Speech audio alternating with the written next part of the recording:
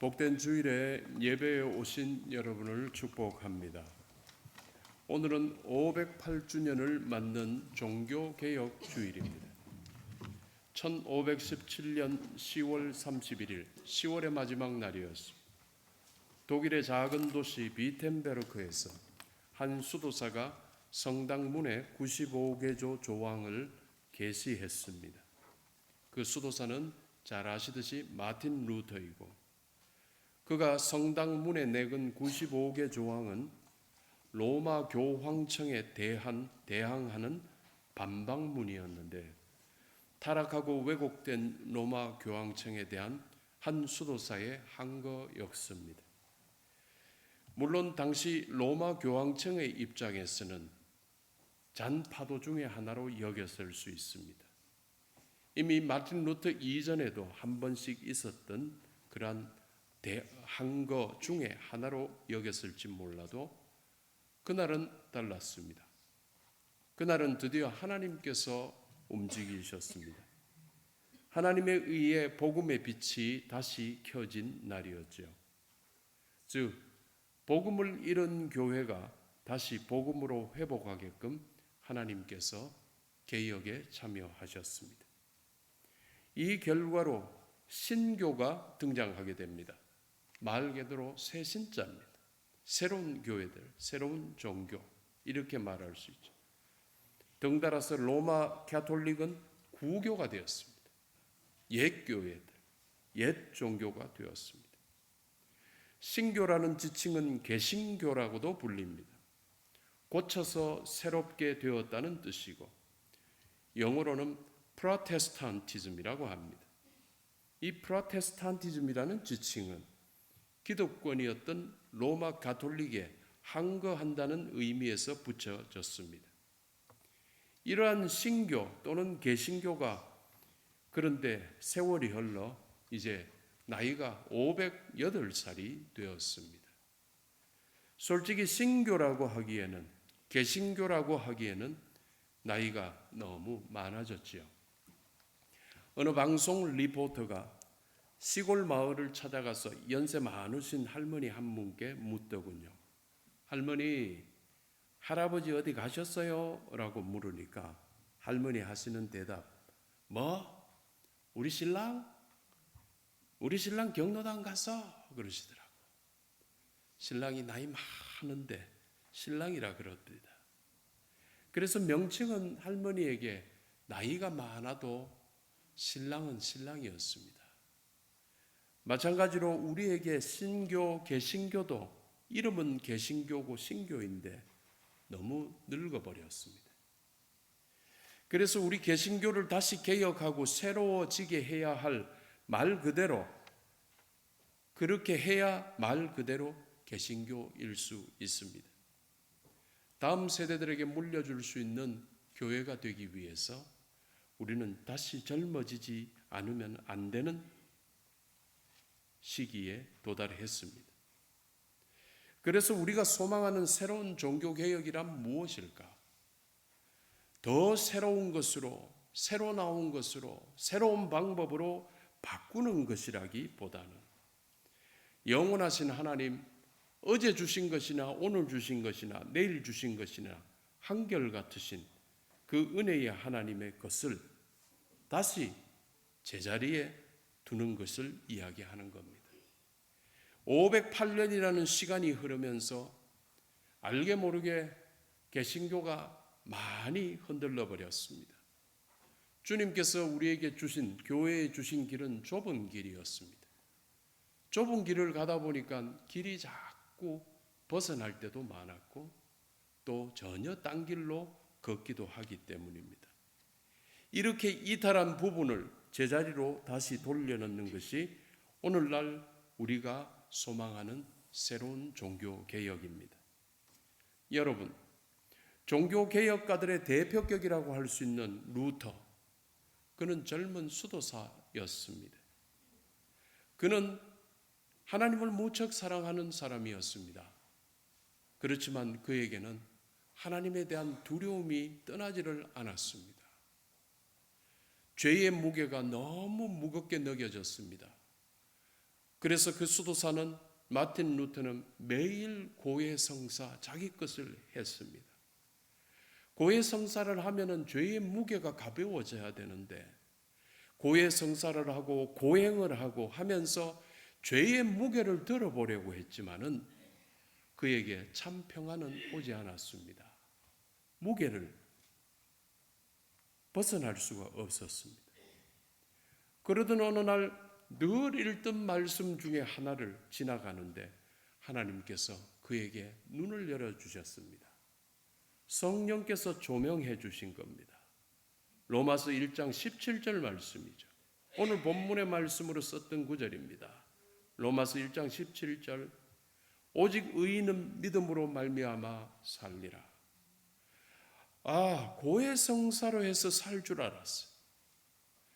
또 고행을 해서 살 줄 알았어요. 또 수많은 좋은 일들을 하면은 살 줄 알았는데 하나님께서 하신 말씀이 믿음으로 살 것이다 라고 하셨다는 것이죠. 오랫동안 읽었던 성경 구절이었지만은 그날 그 순간 그가 하나님의 뜻을 깨닫게 되었습니다. 하나님께서는 내 행위를 보고 구원하시는 분이 아니라 내 믿음을 보고 내 믿음을 통해 구원하시는 분이시구나 하는 깨달음이었습니다. 이제 그의 그 깨달음을 통해서 그가 보는 이 믿음의 세계는 완전히 다른 시각이었습니다. 그 시각으로 자기가 소속되어 있는 로마 교황청의 모든 교회들을 보면서 그는 탄식을 하고 분노를 하게 되는 겁니다. 전부가 잘못된 길을 가고 있었습니다. 이것이 바로 항상 개혁하는 교회가 받는 첫 번째 복, 바로 믿음의 복입니다. 이단들 같은 자들 믿음 가진 듯하고 성경 줄줄 외우고 있지만 그런 잘못된 믿음이 아니라 올바른 믿음이 복이 된다는 말씀입니다. 항상 개혁해야 바른 믿음의 소유가 될 수가 있고요. 그래서 바른 믿음이 있을 때 우리 주님께서 약속하셨던 선포, 네 믿음대로 될지어다. 바른 믿음이어야지 그 믿음대로 되는 복이 임하는 거예요. 잘못된 믿음은 주님께서 들어주시겠어요? 그를 엉망으로 만들 텐데 바른 믿음이 믿음대로 되는 복이 임하는 것입니다. 여러분, 우리가 이 믿음을 가지게 될 때 우리는 두려움을 이제 내려놓게 될 겁니다. 다윗이 사망의 음침한 골짜기로 다닐지라도 두려워하지 않았던 이유는 주님께서 함께 하심을 그가 분명히 확신하고 있었기 때문입니다. 주님께서 나와 함께 하심에 대한 그 확신이 이제 영혼을 자유롭게 만들어 주시는 겁니다. 정말 용서받지 못할 것 같았던 나 같은 존재가 예수 그리스도 십자가 보혈의 공로에 힘입어서 예수 그리스도께서 십자가에서 흘리셨던 그 보혈이 내 죄에 덮어 씌워졌을 때 정말 맑게 깨끗하게 지워지고 이제 나는 용서받았다 하는 확고한 믿음이 이것이 바로 참된 평안의 시작이 되는데 오늘 여러분도 이 믿음이라는 복을 다시 회복하시기를 바랍니다. 여러분의 믿음이 기쁘고 자유로워지는 것, 이것이 바로 항상 개혁하는 교회가 받는 첫 번째 복인 줄 믿습니다. 여러분, 항상 개혁하는 교회가 받는 두 번째 복은 말씀의 복이라고 할 수 있습니다. 508년 전 종교개혁이 벌어졌던 당시의 성경은 라틴어로 되어 있었다고 합니다. 라틴어는 무척 어려운 언어입니다.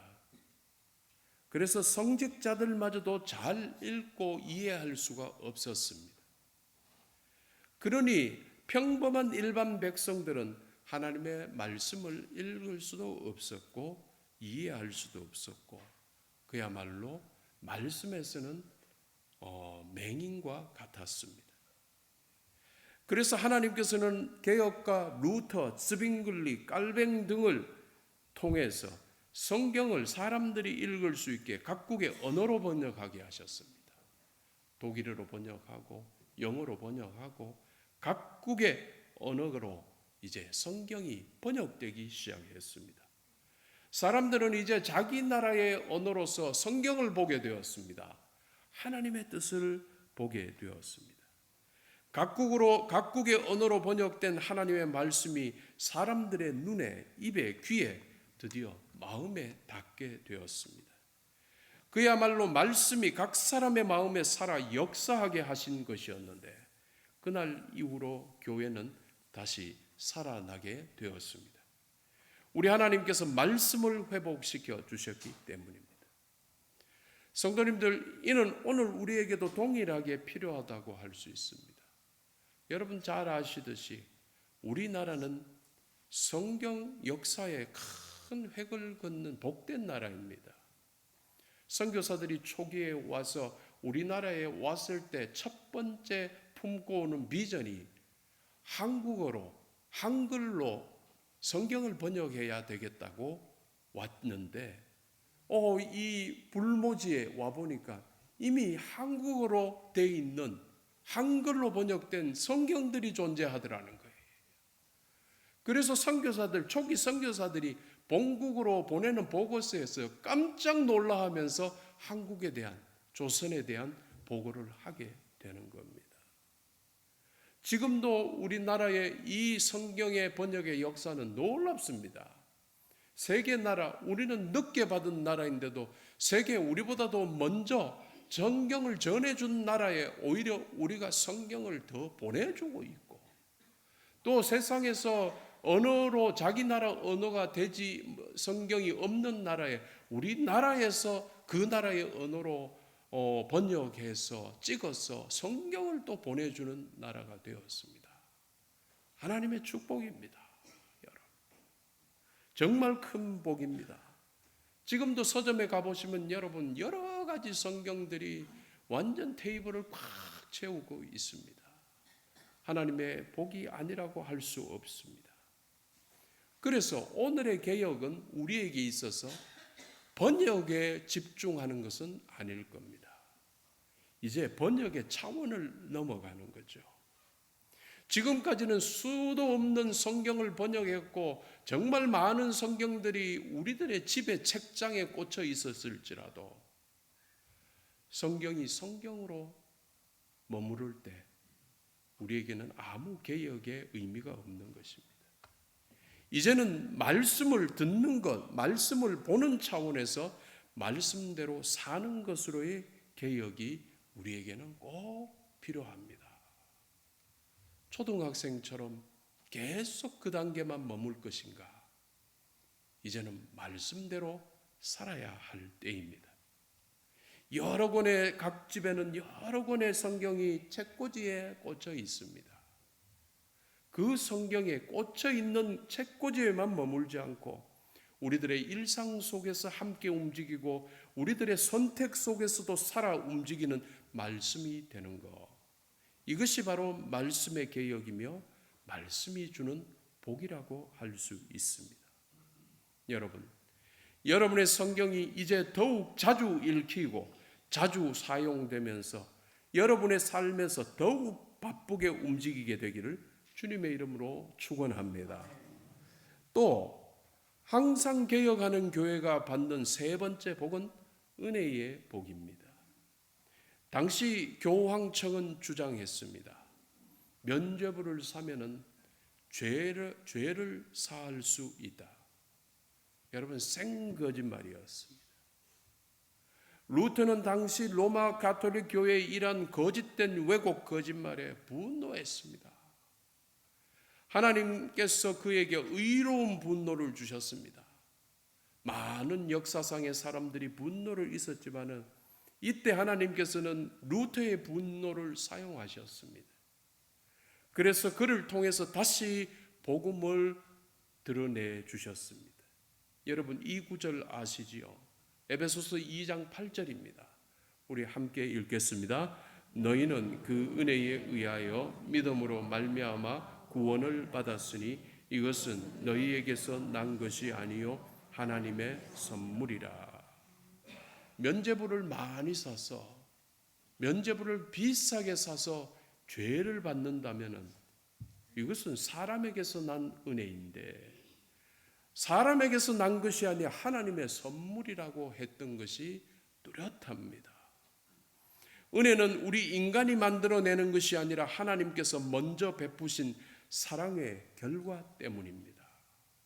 우리를 사랑하신 하나님의 사랑의 결과로서 은혜가 등장하는 것입니다.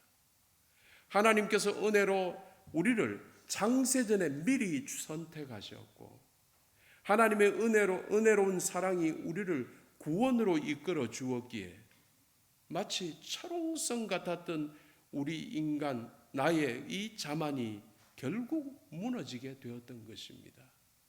그래서 내 인생에 은혜가 성립이 되게 되었던 것입니다. 그래서 솔직히 우리 모두가 그럴 겁니다. 은혜를 바로 깨닫기 전에는 늘 이런 말을 자주 했을 겁니다. 제가 했습니다요. 내가 했죠. 저 때문에 다 이 정도 된 겁니다. 했던 말을 이제 은혜를 분명히 깨닫게 되고는 하나님께서 하셨습니다. 주님께서 다 하셨죠. 모든 것이 주의 은혜이지요. 말이 바뀌어집니다. 물론 고도의 교만으로 이런 말은 하면서도 늘 내가 했다고 생각하는 사람도 있을 수 있지만 그러나 정말 우리의 생각이 인식이 바뀌는 겁니다. 하나님이 하셨죠. 내가 지금 이거 잘 알 수 있는 거 하나님께서 뒷받침해서 돕는 자를 주시고 좋은 날씨 허락해 주시고 내 건강하게 해 주시고 주변의 모든 여건 하나님께서 하나라도 안 도와주면 전부가 어그러지는 일들인데 내가 한 게 뭐가 있다고 그렇게 내가 했던 것이 이제는 모든 것이 주님께서 하셨습니다. 주님께서 되게 하셨습니다. 주님께서 이루어 주셨습니다. 로 바뀌게 되는 것이죠. 그래서 성도 여러분, 하나님께서 우리에게 주신 은혜를 늘 기억하고 살아야 되는 겁니다. 사실 은혜를 망각하면 또다시 솟아오르는 게 뭐냐면 내가 좀 더 잘한 것처럼 비교하고 자기가 이름이 나려고 하지만 여러분 주님의 은혜 안에서 끝까지 나를 눌러야 돼요. 분명 우리가 지금 존재하는 이유도 오늘도 우리가 살아서 눈 뜨고 준비해서 성전에 나와서 사랑하는 자기 자리에 앉아서 예배할 수 있는 이유도 주님 은혜 때문에 가능했고 우리가 예배할 수 있는 이유도 내 마음속에 아침에 온갖 이유가 다시 나타나가지고 어디 다른 데 가야 될 이유, 사람 만나야 될 이유 이런 모든 것들을 잘 정리해 주시고 예배당에 나가게 하시고 예배할 수 있는 것도 다 주님의 은혜 때문이고 우리가 섬길 수 있는 이유도 모두 다 은혜 때문이죠, 여러분. 그래서 모든 것이 은혜인 것입니다. 우리 교회가 항상 개혁하는 교회의 사명을 실천해 갈 때 바로 이 은혜의 복을 누릴 수 있다는 사실 여러분 꼭 기억하시기를 바랍니다. 항상 개혁하는 교회가 받는 네 번째 복은 예배의 복입니다.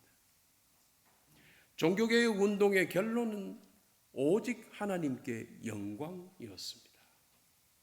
이 종교개혁을 하는 게 뭐냐? 사람들마다 생각합니다. 내 이름을 내는 루터가 만약에 자기 이름을 내는 거라 그러면 그 종교개혁은 실패했을 겁니다.